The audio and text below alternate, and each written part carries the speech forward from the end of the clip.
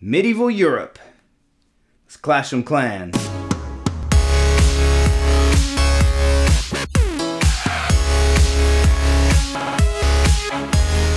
So if we're going to talk about medieval Europe, we need to talk about some of the people that are involved. Like who? Like William the Conqueror. He is known for creating the Doomsday Book. No, it's not that kind of doomsday.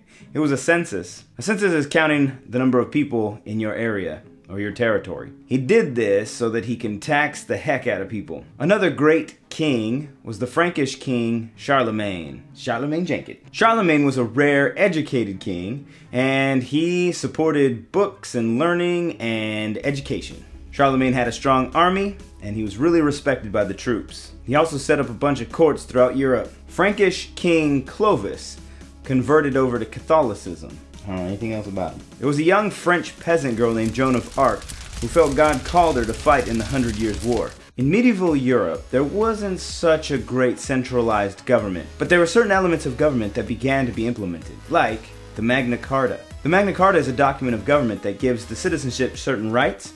It gives limited power to the kings and the priests, or popes. King John is the king who signed the Magna Carta in 1215 AD. King Henry II established a jury system, and King Edward I called a meeting of nobles around the area, and this meeting would be later called Parliament. Another important person during this time is Francis of Assisi. He founded the First Order of the Friars. They would help out the poor and the sick. They were like missionaries. Also, Gregory the Great sent out Catholic missionaries throughout all of Europe. There was also a priest named Thomas Aquinas.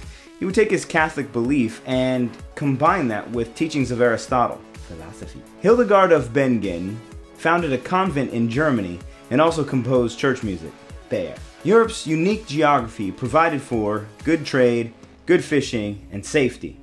They had a lot of fjords. Vikings, who were Scandinavian people from the north, would come down and raid European villages. It's thought that they may have run out of room, or maybe they just wanted more stuff. The Angles and the Saxons pushed the Celtic people into Ireland, Wales, and Scotland. A vassal is a noble who served a lord of higher ranking. They lived by a code of chivalry. The English Channel separates Great Britain from the rest of Europe. The Black Death is a plague that killed millions all across Europe. Rats. The Black Death not only affected Europe by killing millions of people, but during this time wages rose and trade really declined. The wages rose because no one was willing to go and work in these places for fear of the Black Death. Trade declined because the people who would be buying things were dying. It's a hot mess. All throughout their history, the Jewish people would have to face hatred. This hatred is called anti-Semitism. The Crusades were a holy war that pinned the Catholics against the Muslims. The First Crusade was an effort to try to remove the Muslim stronghold over Jerusalem. The Alps are a mountain range that separates Italy from the rest of Europe. The Kievan Rus was a group of small European territories in the east that were ruled by Vikings. Often, kings during this time would divide their land either between their sons or other family members. What this did was weaken all of these kingdoms. The Concordat of Worms was an agreement between Pope Calixtus II and King Henry V.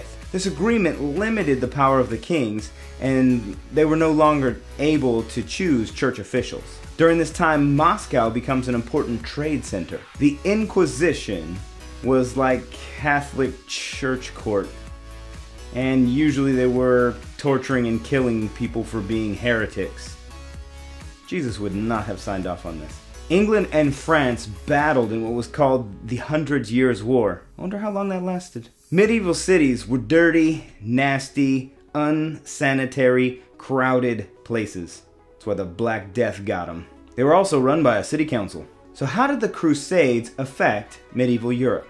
Well, number one, trade between Europe and Middle East increased. And number two, that meant that governments could collect more taxes through trade.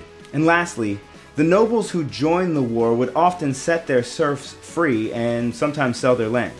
This was a breakdown of the feudal system, which led to stronger centralized governments. Well, that's all we have for this chapter. I hope you guys do well in your tests. Peace on out.